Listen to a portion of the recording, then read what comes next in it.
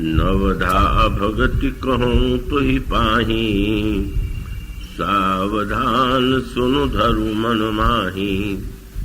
प्रथम भगति संतन कर संगा, दूसर रति मम कथा प्रसंगा। गुरुपद पंकज सेवा, तीसरी भगति अमान। चौथी भगति मम गुण गण, करई कपट तरिगान। मंत्र जाप मम दृढ़ विश्वासा, पंचम भजन सुवेद प्रकाशा। छठ दम शील विरति बहु कर्मा, निरत निरंतर सज्जन धर्मा।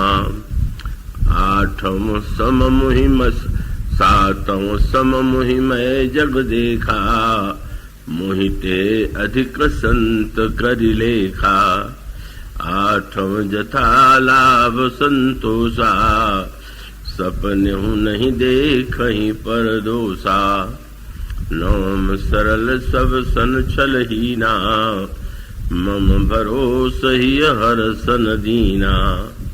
नवम हूँ जिनके एक होई, नारी पुरुष सचराचर कोई। सोई अतिशय प्रिय भामिनी मोरे, सकल प्रकार भगति दृढ़ तोरे।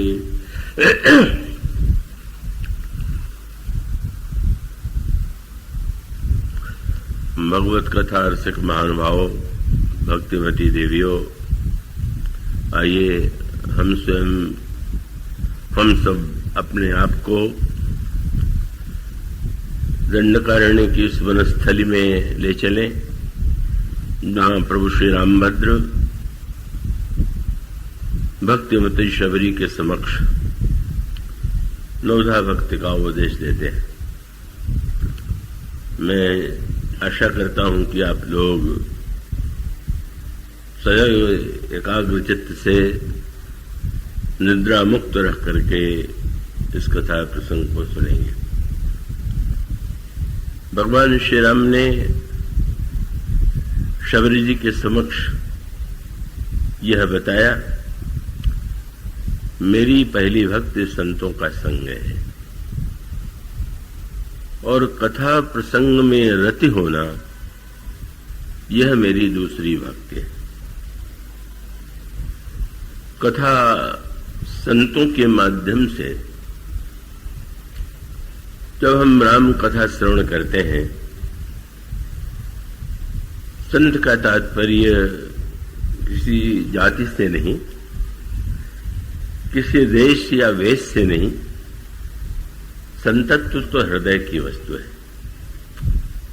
और इसलिए श्री रामचरितमानस में यह कहा गया कि ऐसा कोई देश नहीं है, ऐसा कोई काल नहीं है और ऐसा कोई व्यक्ति नहीं है कि जिसके लिए संत सुलभ न हो।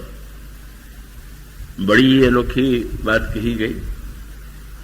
वह पंक्ति आपने मानस में पढ़ी होगी, जिसमें यह कहा गया कि सब ही सुलभ।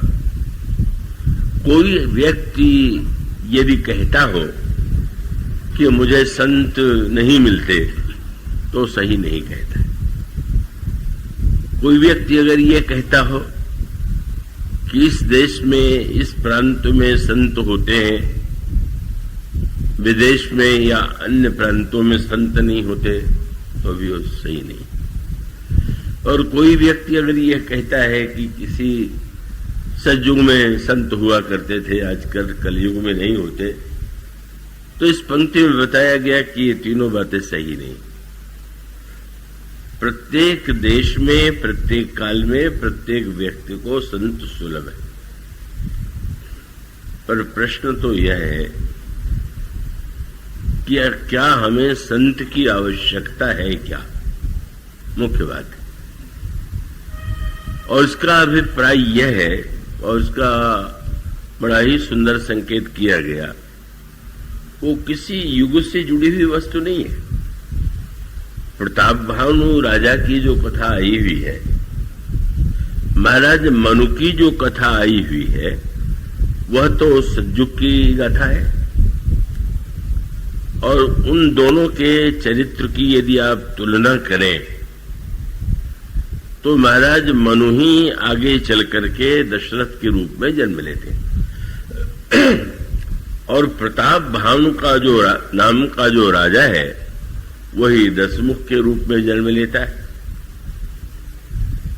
इसका अभिप्राय यह है कि मानो यह सूत्र दिया गया कि यदि हम चाहें तो दशमुख भी बन सकते हैं और यदि हम चाहें तो दशरथ भी बन सकते हैं। वहां पर एक महत्व का सूत्र और वो समझने योग्य है। महाराज मनु और प्रताप भानु उस समय बड़े योग्य राजा माने जाते थे, किंतु दोनों की वृत्ति में एक अंतर है और वो बड़े महत्व का अंतर है। और वो अंतर ये है कि मनु ने बहुत काल तक धर्म पूर्वक राज्य किया, राजा के कर्तव्यों का पालन किया और वह वृद्ध हो गए। और वृद्ध होने के बाद अचानक उनके अंतःकरण में यह बात आई कि क्या मैंने जीवन के उद्देश्यों को पूरी तरह पा लिया? क्या मैं ये कह सकता हूं कि मैंने जीवन के चरम लक्ष्य को पा लिया है? और तब उनको लगा कि नहीं, हमने राजा के कर्तव्यों का पालन किया, सब कुछ किया, पर इतना होते हुए भी अभी ईश्वर की प्राप्ति जो जीवन का चरम लक्ष्य है वो मैंने नहीं उसे प्राप्त नहीं किया। और ईश्वर की प्राप्ति के लिए भक्ति ही एक माध्यम है। ये प्रसंग आप 2 दिन पहले से सुन रहे हैं। भगवान राम शबरी जी से कहते हैं कि मानो एक भक्ति करना था। तो महाराज मनु वृद्ध होते हैं तो बहुधा ये अवस्था का शरीर का क्रम है। पहले वो नन्हा बालक होता है, किशोर होता है, युवा होता है, तरुण होता है और उसके पश्चात वृद्ध हो जाता है। पर उस वृद्धावस्था को हम चाहें तो अभिशाप के रूप में देख सकते हैं, लोगों को दिखाई भी देता है। अनेक लोगों का जीवन वृद्धावस्था में बड़ा ही कष्टपूर्ण हो जाता है। पर इतना होते हुए भी वृद्धावस्था केवल अभिशाप तो नहीं है। वृद्धावस्था का अगर हम सही सही उसका अर्थ ले सकें, सही सही उपयोग करें तो वह कल्याणकारी हो सकती है, जैसा कि महाराज मनु के जीवन में हुआ। इसका अभिप्राय यह है कि कई बार तो होता है कि युवावस्था से ही व्यक्ति भयभीत रहता है कि क्या हम बूढ़े तो नहीं हो जाएंगे। मानो वृद्धावस्था आने के पहले वो वृद्धावस्था का भय उसके ऊपर सिर पर सवार हो जाता है। और अगर कभी वृद्धावस्था की दिशा में जाए तो या तो कवि केशवदास के समान दृष्टि हो या गोस्वामी तुलसीदास जी के समान दृष्टि हो। गोस्वामी तुलसीदास जी भी राम कथा का प्रेरण करते हैं रामायण के रूप में, और कवि केशवदास बड़े विद्वान कवि रहे हैं। और वो कवि केशवदास ने भी श्री राम के चरित्र के ऊपर जो ग्रंथ लिखा है वो रामचंद्रिका के नाम से प्रसिद्ध है। दोनों ही बड़े उत्कृष्ट ग्रंथ हैं।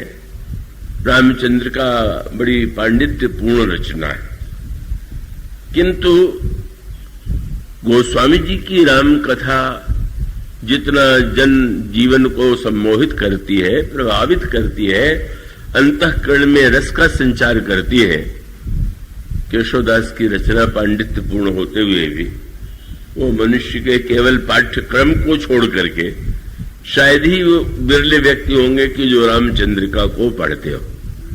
वो तो बड़ा प्रसिद्ध व्यंग है कि अगर किसी कवि को विदाई न देना हो राजा को तो उससे केशव की कविता का अर्थ पूछ देते थे, और वो इतना जटिल होता था कि वो नहीं बता पाता था।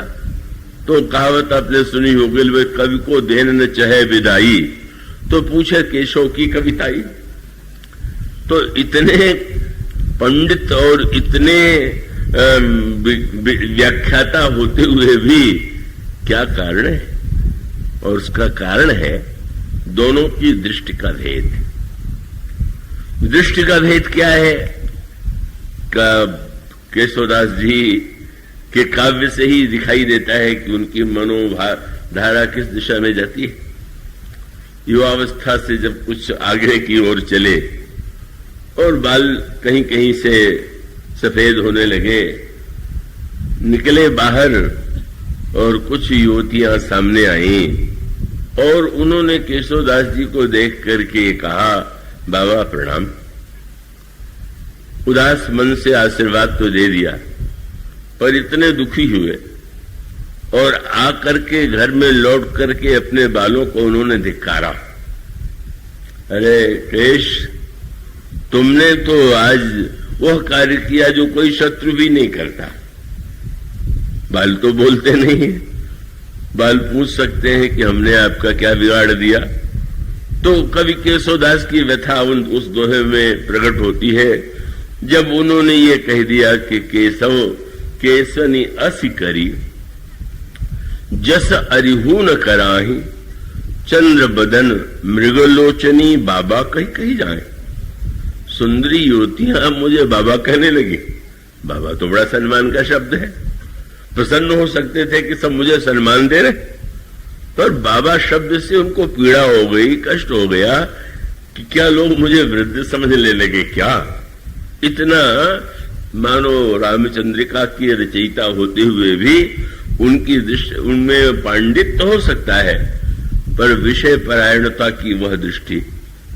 और दूसरी ओर तुलसीदास जी कि वृद्ध हो गए तो कम भी सुनाई देने लगा, दिखाई भी कम देने लगा। बहुत लंबी आयु गोस्वामी जी ने पाई थी, केशवदास जी की अपेक्षा उनकी आयु बहुत लंबी थी। तो वृद्धावस्था के रोग कष्ट तो उनके जीवन में भी आए ही, पर उनकी वृद्धावस्था के प्रति दृष्टि दूसरी थी। शिष्यों ने जब गोस्वामी जी से कहा कि आपके लिए कोई अच्छा वैद्य ले आवे, वैद्य जी आपको कोई औषधि दे और उससे आपके शरीर की शक्ति बढ़े, हम लोगों को बड़ी इच्छा है कि आपका सानिध्य, आपकी सेवा हमें अधिक से अधिक दिनों तक प्राप्त हो। गोस्वामी जी ने देखा तो बड़े स्नेह से कहा, ठीक है, आप लोग मेरे लिए वैद्य अवश्य बुलाइए, पर मैं बता देना चाहता हूं कि जिन रोगों की आशंका को लेकर के आप दुखी हैं वो मेरे जीवन में नहीं। और उन्होंने कहा, अगर वैद्य आवे और देखे कि मेरी कान कम से कम सुनाई देता है तो ऐसी दवा की आवश्यकता नहीं जिससे बहुत सुनाई देने लगे। आंख से यदि कम दिखाई देता है तो ऐसी दवा की आवश्यकता नहीं है कि मुझे दिखाई देने लगे। पर उनका वो दोहा कितना भावपूर्ण है, जिसमें कहते हैं, श्रवण घटहु पुनि दृग घटहु, घटहु सकल बल देह, इते घटे घटी है न कछु, पर घटे न हरिसो ने। कहीं भगवान से मेरा प्रेम तो कम नहीं हो रहा है। अगर प्रेम कम हो रहा हो और वैद्य के पास कोई ऐसी दवा हो कि जो हमारे प्रेम में वृद्धि कर दे, तो हमें उसे वैद्य की ही आवश्यकता है। तो वो दोनों की जो दृष्टि है, राम कथा, राम चर्चा, राम के विषय में लिख देने मात्र से कोई श्री राम का भक्त थोड़ी हो गया। एक व्यक्ति अगर अपने पांडित्य के प्रदर्शन की दृष्टि से लिखे पर उसका दृष्टिकोण सांसारिक हो, तो पांडित्य की दृष्टि से रचना ऊंची होते हुए भी वो वस्तुतः भक्ति के संदर्भ में उसका कोई विशेष अर्थ नहीं। तो यह जो दो दृष्टि है, इसका अभिप्राय है कि मनुष्य के जीवन में शरीर के साथ हर तरह की समस्याएं आती हैं। जीवन में केवल रोग की नहीं, शोक की नहीं, अनेक अनेक समस्याएं प्रत्येक व्यक्ति के जीवन में आती हैं, पर उनको हम किस दृष्टि से देखते हैं और उसे हम किस अर्थ में लेते हैं। इसलिए महाराज मनु की विशेषता यही है कि वृद्धावस्था में उन्होंने एक गणित किया।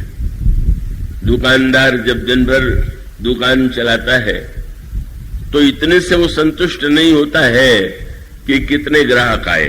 ग्राहकों को देख करके प्रसन्न तो होता है, पर दिन के बाद जब वो दुकान बंद करने लगता है तो फिर वो हिसाब किताब मिलाता है कि वो ठीक ठाक है कि नहीं।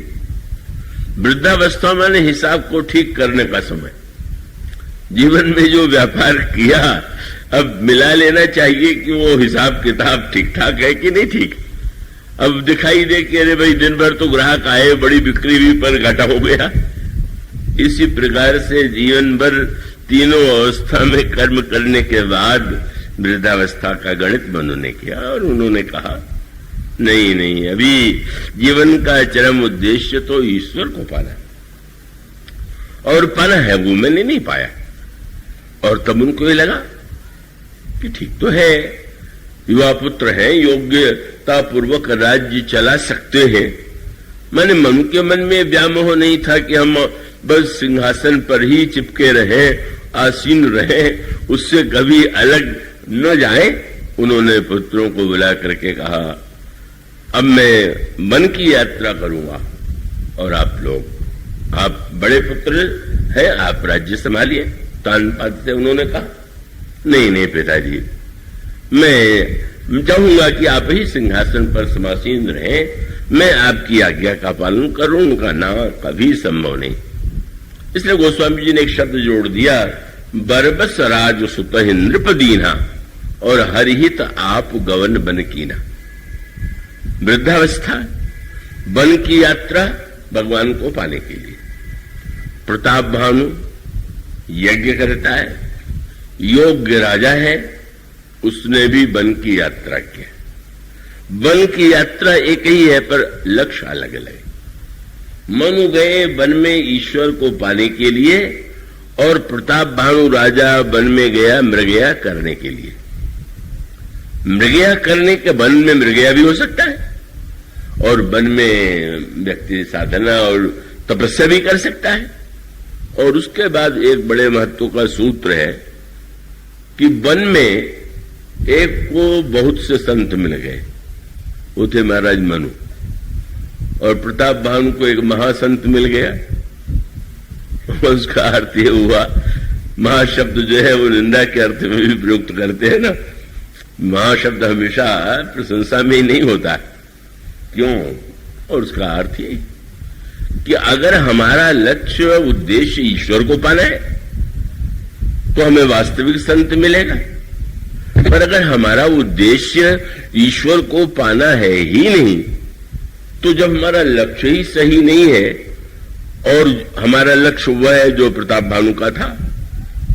प्रताप भानु युवा थे जब मुनि जी से भेंट हुई। मुनि जी एक राजा थे जिनके राजा के राज्य को प्रताप भानु ने छीन लिया था। वन में वो कपटी मुनि का वेश बना करके रह रहा था प्रताप भानु से बदला लेने के लिए।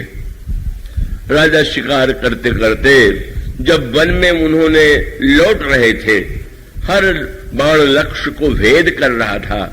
लौटते समय एक शूकर दिखाई पड़ा, और शूकर को देख करके गोस्वामी जी ने बड़ी काव्यमयी भाषा का प्रयोग किया। शूकर काला था और उसके दांत जो थे वो बड़े उजले सफेद थे। तो गोस्वामी जी ने कविता काव्य के साथ साथ उसमें भविष्य का संकेत भी था।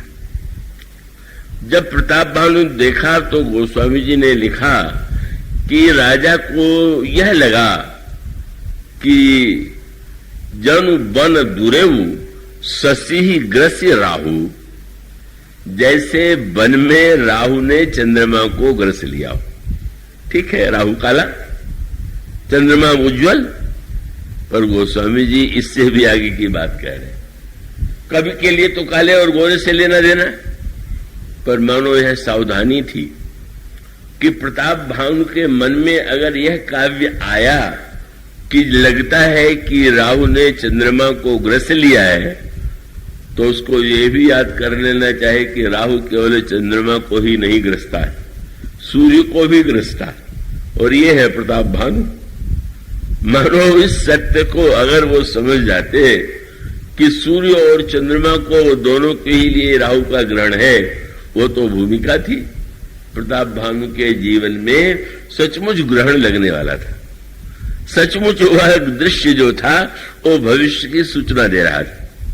पर प्रताप भानु को लगा कि ऐसा विलक्षण शुकर तो पहले देखा ही नहीं था, जरा इस पर बाण चला करके इसको मार ले। बाण चलाया, पर अनोखी बात हुई, जीवन में पहली बार राजा प्रताप भानु विफल हो गया। भगवान कृष्ण ने गीता में एक बात कही थी ना, कर्मण्येवाधिकारस्ते मां फले सुखदाचन, कर्म करने में ही तुम्हारा अधिकार है, फल पर तुम्हारा अधिकार नहीं। अगर यह सत्य व्यक्ति समझ ले तो बहुत से दुखों से बच सकता है। आज एक बड़ी जिज्ञासु महिला आई थी, बहुत सुंदर प्रश्न उन्होंने किया, जीवन में पूर्ण शांति कैसे मिले। मैंने यही कहा कि पूर्ण शांति मिले इसकी कामना ही सबसे बड़ी अशांति है। इसका अर्थ ये है कि शरीर रहते हुए, समाज में व्यवहार में रहते हुए हम असंभव वस्तु की मांग करें तो संभव कैसे होगा। तो इसलिए ये प्रश्न नहीं, पर शांति की आवश्यकता तो है, पूर्ण शांति तो नहीं। पर इसका अर्थ यह है कि व्यक्ति जो है क्या पहले ठीक ठीक इस सत्य को समझ सके और वो इस बात को मान ले कि भाई जो समस्याएं हैं वो अनेक रूपों में आएंगी, और उसका सूत्र है कि भाई पूर्ण शांति शब्द अगर मान ले तो तब है जब पूरी तरह से कोई इच्छा न रह जाए। तो अब ये तो कठिन सी बात हो गई, इच्छा सर्वथा रहे ही नहीं तो पूर्ण शांति है। आप जब गहरी नींद में सोते हैं, जब सपना नहीं आता है तो कैसी बढ़िया शांति मिलती है। क्यों मिलती है? क्योंकि उस समय आप न तो ब्राह्मण होते हैं, न क्षत्रिय, न वैश्य, न शूद्र, न मुसलमान, न ईसाई, कुछ नहीं होते। उसमें आपका कोई नाम भी नहीं होता, आपका कोई पद भी आपके ध्यान में नहीं आता, और आपको अभी क्या क्या करना है ये भी ध्यान में नहीं आता। कैसी शांति मिलती है। और इसका अर्थ जब कुछ नहीं रहता, कुछ की इच्छा न हो तो शांति मिले, पर वो तो कुछ घंटों की ही शांति होगी। इसका अर्थ है जब आपको गहरी नींद आएगी तो आप आनंद में रहे, पर उठने के बाद तो फिर आप तो देखेंगे तो आपको अपना नाम याद आ जाएगा, अपना परिवार याद आ जाएगा, अपने कार्य की समस्याएं याद आ जाएंगी।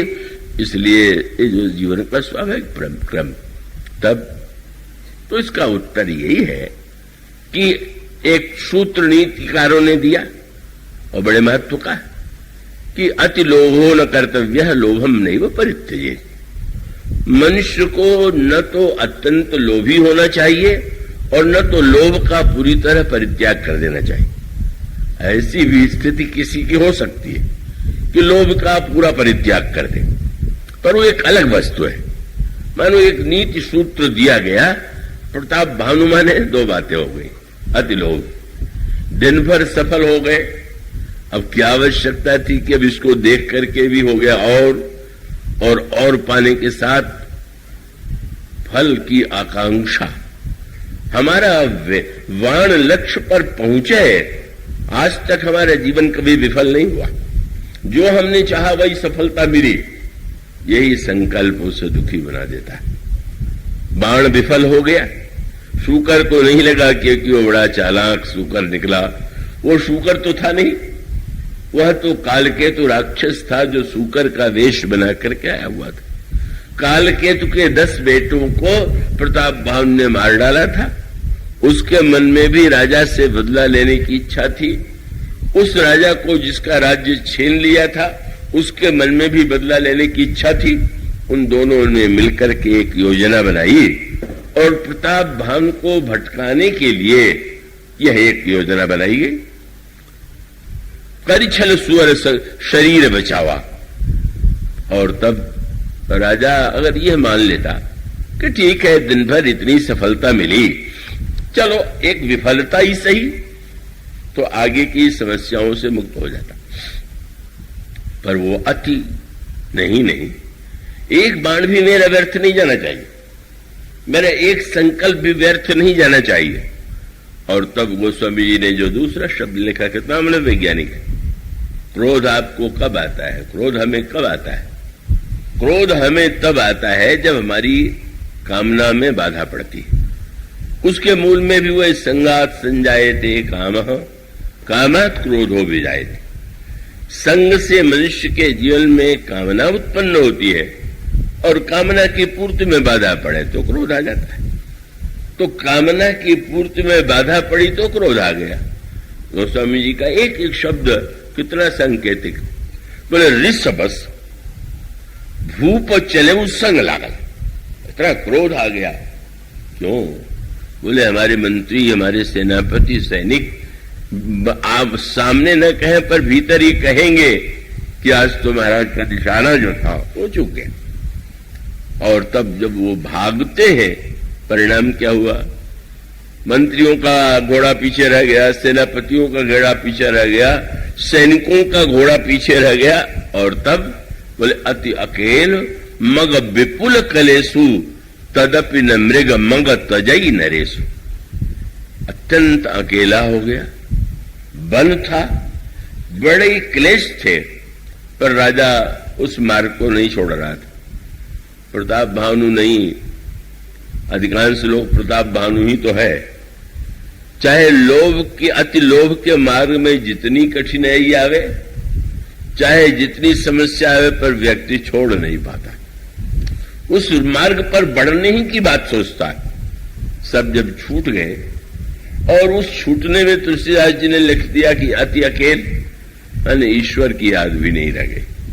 अगर ईश्वर की याद रहती कि कोई नहीं है, पर चलो ईश्वर तो मेरे साथ है, तो शायद आगे चल करके वो भटकाव से बच जाता।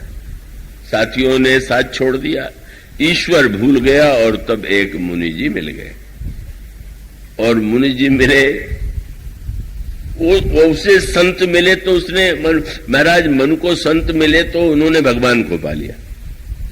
और मनु को जो प्रताप भान को संत मिले, उसने उनको रावण बना दिया। किसका दोष था? क्योंकि कपट मुनि से बातचीत में जब कपट मुनि ने प्रसन्न होकर पूछा कि आज मैं बहुत प्रसन्न हूं, तुम जो मांगना हो मांग लो। और तब उन्होंने बड़ी भूमिका से कहा कि महाराज वैसे तो आपकी कृपा से मुझे सब कुछ प्राप्त है, पर आप जैसा महापुरुष संत प्रसन्न है तो मुझे थोड़ा सा दे दीजिए। और उनकी थोड़ी की इसी मांग सुन करके वो कपट मुनि हंसा कि ये तो मुझसे भी बहुत आगे। क्या? बोले आशीर्वाद दीजिए कि हम कभी बूढ़े न हो। मनु बूढ़े हो गए और प्रताप भानु भविष्य में बूढ़ा मैं न हूं, पहला वरदान मांगता, मेरी मृत्यु न हो, मैं बूढ़ा न हूं, 1101 कल्प तक मैं राज्य करूं, कभी कोई मुझे न हरावे। वही प्रश्न है। जो मांग आप करेंगे अगर असंभव होगी तो आपका दुख उतना ही बढ़ जाएगा। और उसका अर्थ यह है कि जानता है राजा कि शरीर का धर्म है वृद्ध होना। राजा को ज्ञात है कि मनुष्य के आयु की सीमाएं, राजा को यह ज्ञात है कि जय के साथ पराजय भी कभी कभी जीवन में हुआ करती है। इसलिए आप देखेंगे भगवान कृष्ण ने अर्जुन से ये नहीं कह दिया कि तुम चिंता क्यों करते हो, मैं तुम्हारा सारथी हूं तो तुम जीतोगे। नहीं कह सकते थे, अर्जुन तुम निश्चिंत हो जाओ। कैसे बोलने वाले साक्षात भगवान है, लड़ो। क्यों? पहली बात उल्टी कह दिया। एक तो कह सकते थे चिंता मत करो मैं तुम्हें जीता दूंगा, पर कहते क्या है दोनों तरह से अच्छा है। क्या बोले? मारे जाओगे तो स्वर्ग मिलेगा। सबसे पहले मारे जाने के नाम लिया। हतो वा प्राप्त से स्वर्गम जित्वा वा भोक्ष से महिम। अगर मारे जाओगे तो स्वर्ग जाओगे, और जीवित रहोगे तो राज्य का भोग करोगे। भगवान क्रमशः आगे उसको ऊपर उठाते हैं। तो इसका अर्थ है कि भगवान जब ये कहते हैं, आगे चल करके अर्जुन को बुझाते हुए कहते हैं, तुम याद रखना समत्व में स्थित हो जाना ही सबसे बड़े जीवन का महान लक्ष्य है। और तब वहां पर शब्द उन्होंने दिया, लाभा लाभो जया जय। लाभ और हानि में जय और पराजय में जब तुम सम हो जाओगे, कितना सर्वशक्तिवान भगवान ये नहीं आश्वासन देता है कि तुम जीतोगे हारोगे नहीं। ये नहीं कहते कि तुम्हें क्यों लाभ होगा, तुम्हें क्यों हानि, तुम्हें कभी घाटा होगा ही नहीं, कभी हानि नहीं होगी। इसलिए अर्जुन ने जब भगवान के द्वारिकापुरी से वहां के द्वारिका को भगवान ने आदेश दिया था, वो जब आपने अपनी लीला को समेटा तो आदेश दिया था कि अर्जुन को जाकर सूचना देना कि द्वारिकापुरी समुद्र में डूब जाने वाली है और यहाँ के जो रानियां हैं और जो संपत्ति है और जो एक युवराज के रूप में एक बालक बचा हुआ है उसको लेके चले जाएंगे।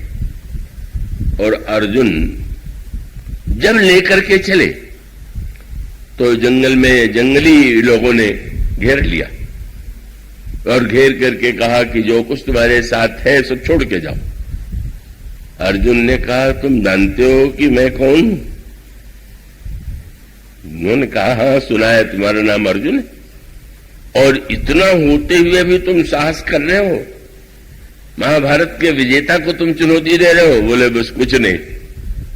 और जब अर्जुन ने गांडीव उठाया और उस पर चढ़ाने लगे तो बाण चलाना तो दूर रहा, धनुष की डोरी भी उसे नहीं खींच पाई। इतना जब ये दशा हुई, लुट गया उनके साथ जो कुछ था। और तब अर्जुन की परीक्षा थी। गीता को की परीक्षा महाभारत में नहीं थी, गीता की परीक्षा अब थी। महाभारत में तो विजयी विजय थी, पर आज अब लगने लगा हरि बिनु झूठ भयउ पुरुषारथ, सोई धनुहा सोई पारथ। एक ऐसी स्थिति आ गई मानो इसका अर्थ यह है कि व्यक्ति जीवन की सत्यताओं को यदि अस्वीकार करेगा तो अपने दुख को बढ़ावेगा। इसलिए प्रताप भानु के दुख का, अनर्थ का सबसे बड़ा कारण यह था कि उसने असंभव वस्तुओं की चाह की और ये मान लिया कि इनके द्वारा ये हमारी इच्छा पूरी हो जाएगी। इसलिए संत यदि हम पाना चाहते हैं तो संत के द्वारा व्यक्ति को धन भी मिल सकता है, संत के द्वारा व्यक्ति को का यश भी मिल सकता है, सफलता भी मिल सकती है, क्योंकि यह भी स्वीकार किया गया कि मति कीरति गति भूति भलाई, जब जही जतन जहां जही पाई, सो जानब सत्संग प्रभाव। तो संतों के द्वारा यह मिलने का अर्थ ये नहीं है कि वो चरम लक्ष्य है। अंतिम लक्ष्य तो यही है कि बालक को अगर मां मिठाई देती है तो इस आकांक्षा से कि बालक का मन पढ़ाई में लगे। इसी प्रकार से अगर संत के द्वारा कोई कामना पूर्ण होती है तो इसलिए होती है कि व्यक्ति के जीवन में भगवान के प्रति विश्वास बढ़े, भगवान के प्रति आस्था बढ़े।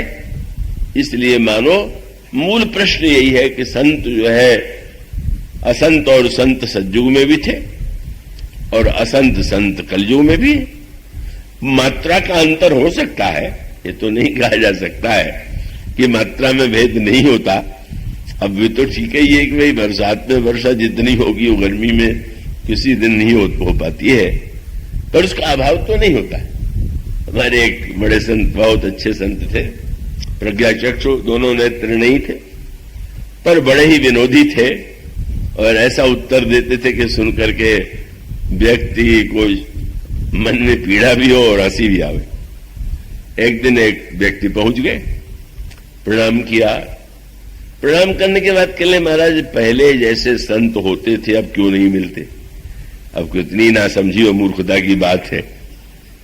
आप संत के पास गए हैं तो ये प्रश्न कीजिए कि पहले यही प्रश्न कर दे कि संत मिलते हैं कि नहीं मिलते। आपके कहने का अर्थ तो यही कि आप संत नहीं हैं, तभी तो आप पूछ रहे हैं कि संत कैसे मिलते और पहले जैसे क्यों नहीं मिलते। दूसरा होता तो नाराज हो जाता, क्या हम संत नहीं है, तुम क्यों कहते हो कि नहीं मिलते? पर उन्होंने हंस करके कहा अरे भाई पहले जो संत आते थे तुम जैसे बड़े धनी घरों के लड़के होते थे जो धन और भोग सब भोग चुके होते थे और सबकी वासना से शून्य होकर के साधु बन जाते थे। अब तुम लोगों ने अपने घरों से तो साधु बनना बंद कर दिया है, तो हम जैसे नालायक ही साधु तो तुम्हें मिलेंगे। मनोव्यय ये था कि तुम साधुता पाना चाहते हो पर दूसरे के घर साधु हो, तुम्हारे घर में कोई साधु न बनने पाए। मानो इसका अर्थ है कि सचमुच हमारे जीवन में अगर संत को पाने की अभिलाषा है तो संतत्व अच्छी वस्तु है अगर दूसरे के घर में हो, और संतत्व बुरा है अगर अपना बेटा संतत्व की ओर बढ़ने लग जाए। मानो यह जो विरोधाभास है, इसलिए इसका तात्पर्य है कि अगर की आवश्यकता का अनुभव हो तो कहां नहीं मिलेगा संत। देख लीजिए ना, हनुमान जी गए, जनक नंदिनी सीता को नहीं ढूंढ पाए तो एक एक घर में जाके देखा, कहीं पर सीता जी नहीं है तो सब निराशा के बाद अचानक एक भवन दिखाई पड़ा।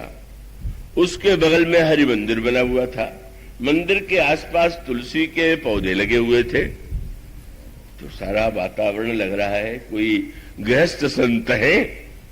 लेकिन प्रश्न आ गया, लंका निश्चर निकर निवास, यहां कहां से जन कर वास? ये लंका राक्षसों की नगरी, भला यहां कहां सज्जन मिलेगा? हनुमान जी को उत्तर तुरंत मिल गया, नहीं ये भ्रम न पालना कि लंका में संत नहीं मिलेगा। और आप देखेंगे जिन विभीषण को भगवान ने संत की उपाधि दिया और ये कहा तुम सारिखे संत प्रिय मोरे, धरऊ देह नहीं आन निहोरे, वो विभीषण मिल गए, लंका में मिल गए। और हनुमान जी जिन सीता जी को नहीं ढूंढ पाए, लंका वाले संत की कृपा से उनको सीता जी का दर्शन हुआ। मानो हनुमान जी ने तो लौट करके हनुमान जी से प्रभु ने पूछा, तुम तो लंका में गए, तुमने तो विभीषण को उपदेश दिया, रावण को उपदेश दिया, अब रावण जैसे व्यक्ति तुम्हारे उपदेश का लाभ नहीं ले पाए, विभीषण ने लाभ लिया, पर तुम तो द्वितीय कथावाचक हो। हनुमान जी ने कहा, महाराज मैंने जितनी शिक्षा दूसरों को दी उससे अधिक शिक्षा स्वयं मुझे मिली। क्या? मैंने जब विभीषण के भवन को देखा और मुझे ये लगा कि लंका में संत नहीं हो सकता, और जब विभीषण से भेंट हुई और उनसे मैंने कहा कि सीता जी को हम खोज के थक गए, नहीं मिली, और उन्होंने युक्ति बता दिया, तो मुझे उत्तर मिल गया कि देखो भारत का संत नहीं ढूंढ पाया, लंका के संत ने बतला दिया। उत्तर और आगे मिल गया, विभीषण की बताई गई युक्ति से लंका में पहुंच, अशोक वाटिका में पहुंच गए, और वहां बैठ करके रावण भी आया।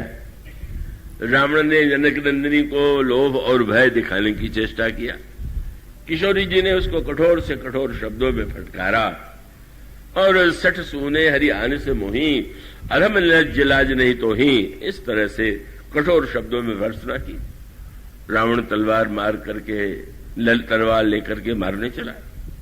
मंदोदरी ने रोक दिया, पर रावण ने राक्षसियों से कहा, तुम डराओ, अगर 1 महीने में इस राजकुमारी ने मेरी बात नहीं मानी तो मैं इसका सिर काट दूंगा। रावण चला गया। राक्षसियां कठोर वेश बना करके सीता जी को डराने लगे। हनुमान जी को बड़ी चिंता हुई। एक संत तो मिल गया, उसने युक्ति तो बता दिया, पहुंच भी गए, लेकिन ये राक्षसियां चारों ओर से घेरे हुए बैठी हैं, मैं क्या करूं? पहले रावण आ गया, रावण चला गया तो राक्षसियां घेरे हुए हैं। और तब अचानक उन्होंने बड़े आश्चर्य से देखा कि एक राक्षसी बोलने लगी, और तब हनुमान जी को लगा कि इतना बड़ा संत तो मैंने जीवन में कभी पाया ही नहीं। और वह संत पुरुष की, नहीं कि संत केवल पुरुष होता है, स्त्री हो, पुरुष हो, कोई जाति हो, कोई देश हो, कोई कुल हो। कौन था वो? त्रिजटा नाम राक्षसी एका, उसका नाम था त्रिजटा। तो होगी, थोड़ा बहुत विशेषता होगी ना। ये जो दूसरी भक्ति में जिस शब्द का प्रयोग किया गया है वो रामायण की सबसे अधिक दुर्लभ उपाधि है। और वो दुर्लभ उपाधि है रति। भक्ति साधना की पराकाष्ठा रति है। भगवान राम कथा के प्रसंग में भी कहते हैं, दूसरा रति मम कथा प्रसंगा। कथा सुनना मेरी भक्ति नहीं है, कथा प्रसंग में रति होना मेरी भक्ति है। मैंने रति जो है उसका विशेष अर्थ है, उसकी चर्चा आगे चल करके करने की चेष्टा की जाएगी। यह रति शब्द तो रामायण में सबसे दुर्लभ और सबसे महान त्यागी विरागी जो संत हैं श्री भरत जी। जब त्रिवेणी ने कहा कि जो मांगना हो मांग लीजिए, तो उन्होंने कहा अर्थ न धर्म न काम रुचि, गति न चाहूं निर्वाण। अर्थ नहीं चाहिए, धर्म नहीं चाहिए, काम नहीं चाहिए, मोक्ष नहीं चाहिए। ये संत लोग जो है त्यागी दिखाई देते हैं पर त्यागी नहीं होते। क्यों नहीं होते हैं? क्योंकि नकली वस्तु को छोड़ करके असली वस्तु को पाना, इसमें त्याग क्या हुआ? ये तो व्यक्ति की फर्क है। अगर कोई चांदी के स्थान पर सोना लेना पसंद करे, सोने से अधिक जो है अगर कोई पारस को पाना चाहे, तो कोई सोने को छोड़ दिया तो त्यागी है क्या? मानो हम यूं कहा करते हैं कि आपके पास कोई आवे, आप कहें कि कुछ आम का फल ले लीजिए, नहीं चाहिए। सेव का फल ले लीजिए, सेव फल भी नहीं चाहिए। केला ले लीजिए, संतरा ले लीजिए, लगा कि उनको तो कोई फल पसंद नहीं। तो अब आप कोई फल नहीं ले रहे हैं तो बोले बस फलों का रस दे दीजिए। तब पता चला कि कितने चतुर थे। फल होगा तो उसमें छिलका होगा और न जाने क्या क्या होगा। रस माने छिलका विलका दूर करके अब रस ही रस है। तो भरत जी बड़े चतुर निकले, फल नहीं लिया पर रस ले लिया। इसीलिए है ना, समझम नियम फूल फल ज्ञाना, हरिपद रति रस वेद बखाना। भगवान के चरणों में रति ही रस है। और आपने तुरंत कह दिया, अर्थ न धर्म न काम रुचि, गति न चाहूं निर्माण, पर जन्म जन्म रति राम पद यह वरदान नान। ऐसी दुर्लभ वस्तु है जिसको श्री भरत मांगते, और वह वस्तु इतनी विलक्षण है कि मां सुमित्रा ने प्रसन्न होकर के अपने पुत्र को जो आशीर्वाद दिया वह क्या था? लक्ष्मण, तुम सेवा के लिए जा रहे हो, मैं आशीर्वाद देती हूं, रति हो। ये तुम्हारे अंतःकरण में रति हो, अविरल राम पद से तुम्हारे अंतःकरण में श्री राम के चरणों में रति हो जाए। लक्ष्मण भरत जैसे जिस रति के अधिकारी हैं, लंका में जिस राक्षसी ने आज तक श्री राम को नहीं देखा, किसी को नहीं देखा, पर गोस्वामी जी ने कहा कि ये जो रति है इसके लिए कौन सा शब्द है? त्रिष्ठा नाम राक्षसी का राम चरण रति। भगवान के चरणों में इसकी रति है। संत जिसको अंत में पाना चाहते हैं, लंका किस राक्षसी ने पा लिया है। राम चरण रति निपुण विवेका, बड़ी विवेकमयी। भगवान के चरणों में इसकी रति है। और सचमुच जब वो बोलने लगी और राक्षसियों से कहा, आज मैंने एक सपना देखा है। क्या देखा है? देखा है कि एक बंदर लंका में आया हुआ है। बस हनुमान जी के कान में शब्द गया और सोचने लगे, मैं सोचता था लंका में संत नहीं होते, यहां तो इतने बड़े संत हैं कि सपने में भी देख लेते। मैं इतना छिप के आया और ये कहती है कि एक बंदर लंका में आया हुआ। और उससे आगे बढ़कर के जब वो वाक्य कहा तो और आश्चर्य हुआ। बोले बंदर लंका जलावेगा। अब यहां हनुमान जी थोड़ा बड़े संशय में पड़ गए।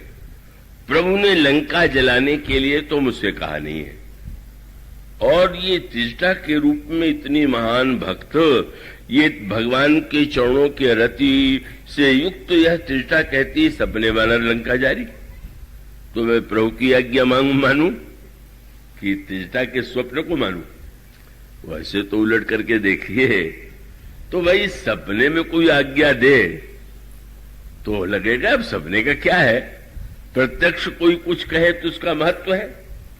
तो हनुमान जी को तो प्रभु ने प्रत्यक्ष आज्ञा दिया और त्रिजटा को स्वप्न दिया, पर मानो संकेत हनुमान जी को लगा कि जैसे आप किसी को कोई काम करने के लिए भेजें और बाद में आपको लगे कि ये काम थोड़ा और करना है और किसी उपाय से संदेश भेजे कि उनसे कह देना कि ये काम और भी करके आवेंगे, तो मानो आधी बात तो प्रभु ने भारत के संत हनुमान जी को बताई और आधी बात लंका के संत को बता दिया कि वो आ रहे हैं, तुम उनको बता देना।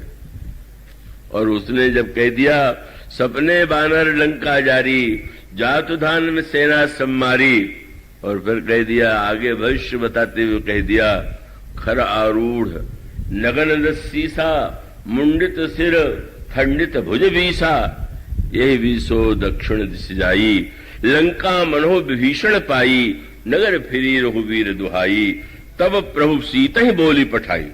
यहां तक भविष्य बता दिया, कह दिया कि यह न समझना कि सपना माने झूठ, यह सपना मैं कहूं विचारी, यह सत्य गए दिनचारी, तुम इसका इस सत्यता का अनुभव करोगी। और इसीलिए हनुमान जी इस चिंता में पड़े, इन संत की के स्वप्न को प्रमाण माने कि अपने प्रत्यक्ष को प्रमाण माने। पर जब रावण की सभा में बंदी बना करके ले जाए गए, रावण मारने के लिए आज्ञा देता है और विभीषण रोक देते हैं, पर रावण ने विभीषण की बात को मान करके कहा कि मैं मृत्युदंड तो नहीं दूंगा, पर दंड तो इसको दिया जाएगा। क्या बोले, इसके पूंछ में कपड़ा लपेटो, घी तेल डाल करके बिल्कुल भिगो दो और आग लगा दो। हनुमान जी ने प्रणाम किया, बोले त्रिजटा देवी का स्वप्न ठीक था, क्योंकि अब कह दिया उन्होंने लंका बंदर जलावेगा, मैं आग कहां से ले आता, कपड़ा घी तेल कहां से ले आता, सारा प्रबंध भगवान ने रावण से करा दिया।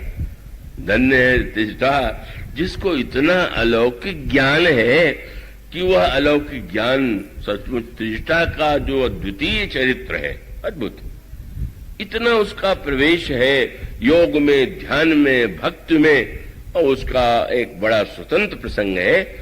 मानो इसका अर्थ यह है कि अगर हमें संत नहीं मिलता तो सच बात तो यह है कि हमें संत की आवश्यकता नहीं।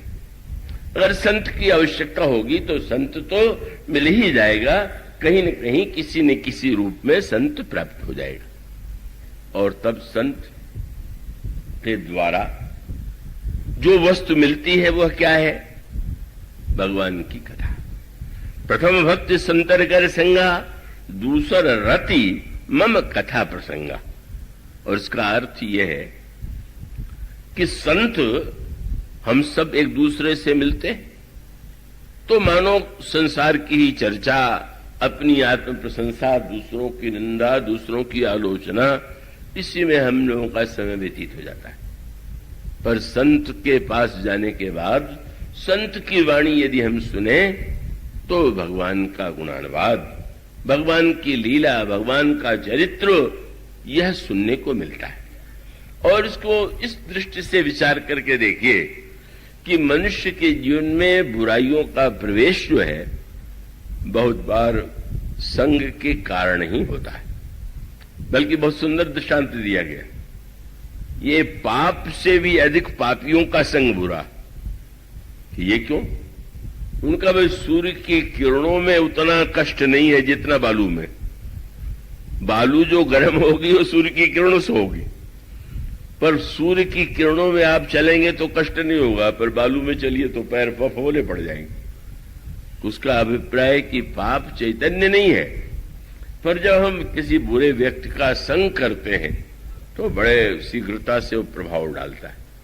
तो ये जो संग के द्वारा मनुष्य के जीवन में दोष उत्पन्न होता है, उसका विनाश कैसे होगा? संग से। जैसे लोहे से लोहे को काटते हैं, इसी प्रकार से कुसंग से जो बुराइयां उत्पन्न होती हैं, सत्संग के द्वारा उन बुराइयों को मिटाया जा सकता है। इसलिए का मानो प्रथम भक्त संतन कर संगा, दूसर रति मम कथा प्रसंगा। कथा क्या है, कथा का तात्पर्य क्या है? ना उस दृष्टि से देखें, गोस्वामी जी ने बड़ी अद्भुत बात कह दी और वह वाक्य है, हरि अनंत हरि कथा अनंता, कहीं सुनहि बहुविधि सब संता। हरि अनंत है, हरि कथा अनंत है। अब कथा अनंत क्या है? श्री राम के रूप में आप देखेंगे, उनका अयोध्या में प्राकट्य हुआ, उसके पश्चात किशोर अवस्था, विवाह हुआ, वनवास हुआ, रावण का वध हुआ, आकर के सिंहासन पर बैठे। इतिहास तो इतना ही है, तो अनंतता क्या हो गई इसमें? कथा अनंत है, ये बात रामायण में बार बार कही गई। तो अनंतता क्या है?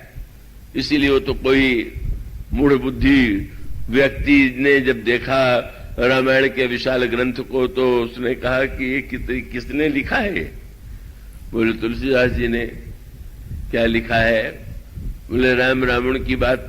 बोले राम रावण की बात तो इतने संक्षेप में कही जा सकती है, इसके लिए इतने बड़े पोथे की आवश्यकता थी क्या? और उसने जो संक्षेपीकरण किया वो आपने सुना होगा। उसने कहा, रामायण का इतिहास तो इतना ही है कि राम एक रावण ना, एक क्षत्रिय एक बाभन ना, उनसे उनकी भई लड़ाई, उनने उनकी नारी चुराई, उनसे उनकी भई लड़ाई, तनिक बात की बात अन्ना, तुलसी लिख गए पोथन्ना। इतनी सी तो बात थी और इतना बड़ा ग्रंथ लिख दिया गया। और उसके बाद भी गोस्वामी जी को संतोष नहीं होता है। वो कहते हैं मैंने जो लिख दिया है वो समाप्ति नहीं है, ये तो हरि अनंत हरि कथा अनंत। कथा अनंत का बड़ा गहरा अर्थ। ये कोई काव्य नहीं है, अतिशयोक्ति नहीं है। आप गहराई से विचार कीजिए। कथा केवल इतिहास की घटनाएं नहीं होती।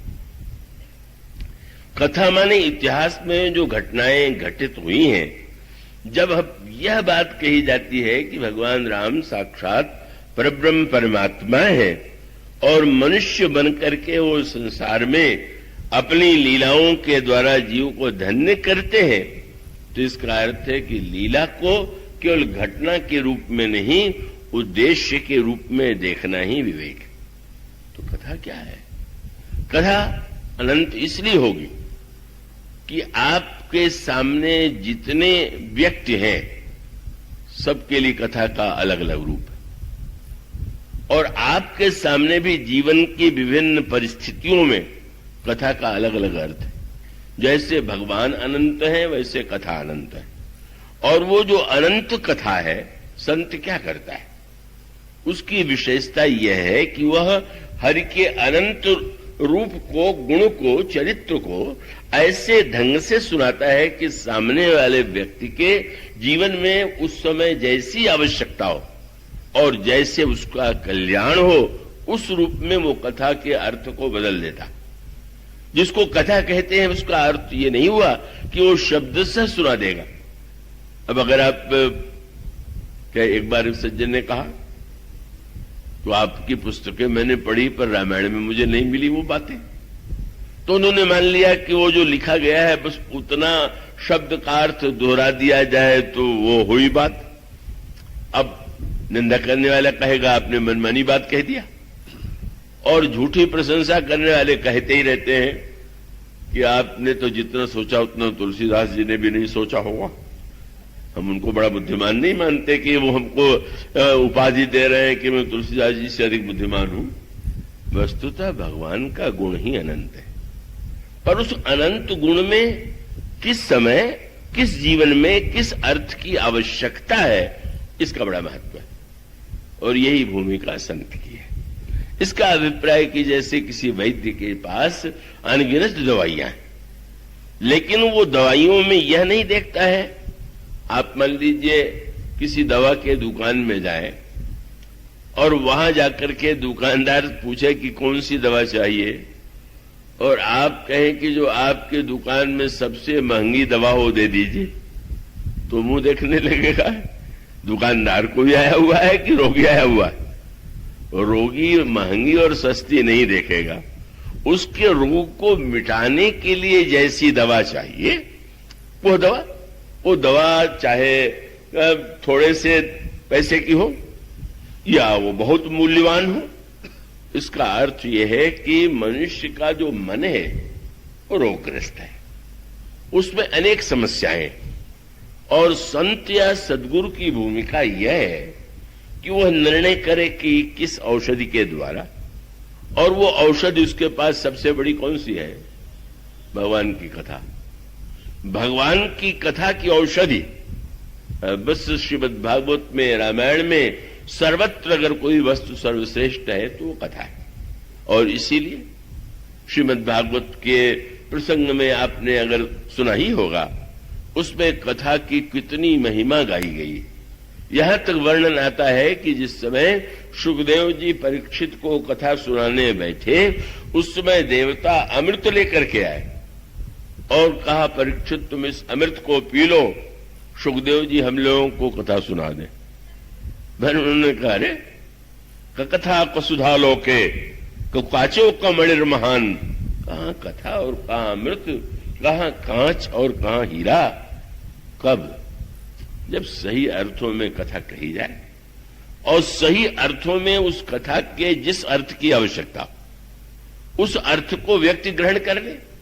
और इसलिए प्रत्येक परिस्थिति में आपके समक्ष जैसे भगवान अनेक रूपों में आते हैं, इसी प्रकार से कथा अनेक रूपों में आती है। अब हनुमान जी को आप देख लीजिए, इतनी बार कथा का प्रयोग करते हैं पर अर्थ बदल जाता है, भाव बदल जाता है, तात्पर्य बदल जाता है। हनुमान जी तो सर्वदा कथा के रूप में दिखाई देंगे। वो तो भगवान राम का जब पहला मिलन हुआ और हनुमान जी के बोलने की शैली हनुमान प्रभु ने सुनी तो लगा कि बहुत बढ़िया कथावाचक है। और तब प्रभु ने तुरंत कहा, आपन चरित्र कहा मैं गाई, कहो विप्र निज कथा बुझाई। बोले मैंने तो अपना चरित्र गा के सुनाया, ब्राह्मण देवता अपनी कथा सुनाइए। बहुत मीठी बात थी। क्या? बोले गाने का आनंद तो सुनने में है, पर कथा का आनंद तो समझने में है। तो भाई मैंने तो गा दिया, कथावाचक की अर्थ तो आप ही बताओगे।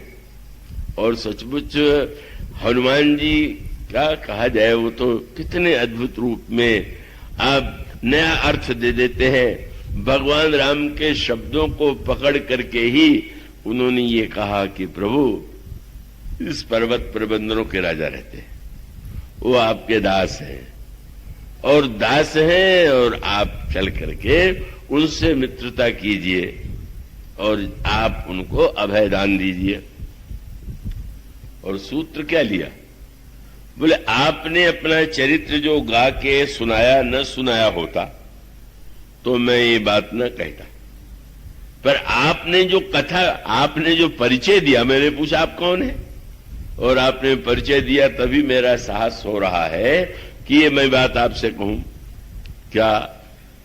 बोले प्रभु आपने जब कथा सुनाई, अब पहली बात तो यही है कि हनुमान जी ने कहा कि महाराज पर्वत पर बंदरों के राजा रहते हैं। सुग्रीव भी कोई राजा है?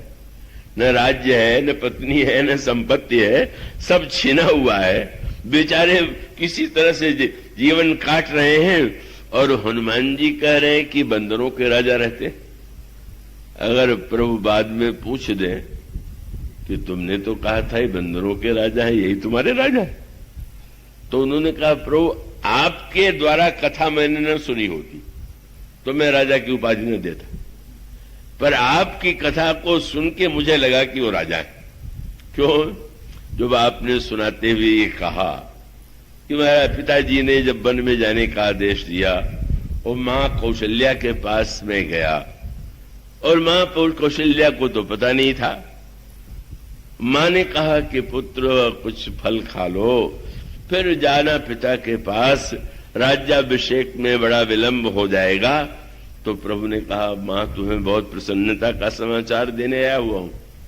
क्या? ये नहीं कहा मुझे देश निकाला दे दिया गया, मेरा पद छीन लिया गया। कहते हैं मां पहले तो मुझे छोटा पद मिलने वाला था, अब बड़ा पद मिल गया। क्या? बोले पहले तो पिताजी मुझे युवराज बनाने वाले थे, पर अब बोले पिता दीन मोहि कानन राजू, पिताजी ने मुझे जंगल का राज्य दे दिया हनुमान जी ने कहा, जो ही मैंने नया अर्थ राजा का सुना तो जैसे आप राजा हैं वैसे ये भी राजा, दोनों एक ही जैसे राजा हैं। इसलिए महाराज आपने जो कहा मैं तो वही कह रहा हूं। फिर मैंने आपसे पूछ दिया कि आपका परिचय। आपने कहा मैं दशरथ का पुत्र हूं, लक्ष्मण मेरा छोटा भाई है, सीता मेरी पत्नी थी, उनका हरण हो गया। तो मुझे लगने लगा कि आप वस्तुतः ईश्वर होकर के संबंधों का विस्तार करने के लिए आए हुए। मेरे पिता कौन है, मेरे भाई कौन है, और उसके साथ साथ नाम राम लक्ष्मण दो भाई, संग नारी सुकुमार सुहाई, या पिता के ने राज्य दे दिया। पिता दीन वही कानन राजू की जगह भगवान राम ने कहा, हम पितु वचन मानी बनाए। तो हनुमान जी को लगा कि प्रभु आपके कहने से लगा कि सारे नाते आपको आपके जीवन में आ गए। पिता भी बता दिया, उसके साथ साथ पत्नी भी बता दिया, भाई भी बता दिया। पर मुझे लगा कि एक कमी रह गई कि आपने ये नहीं बताया कि आपका दास कौन है। तो मैं सोचता हूं कि अब सुग्रीव कोई दास बना लीजिए, वो कमी भी तो पूरी हो जाए। सो सुग्रीव दास तो अहि, और चल करके आप पहले तो एक मित्र चाहिए तो उन्हें मित्र बना लीजिए। तो दास बनावे कि मित्र बनावे? बोले है तो वो दास। सो सुग्रीव दास तो अहि, लेकिन तेईसन नाथ मैत्री कीजिए।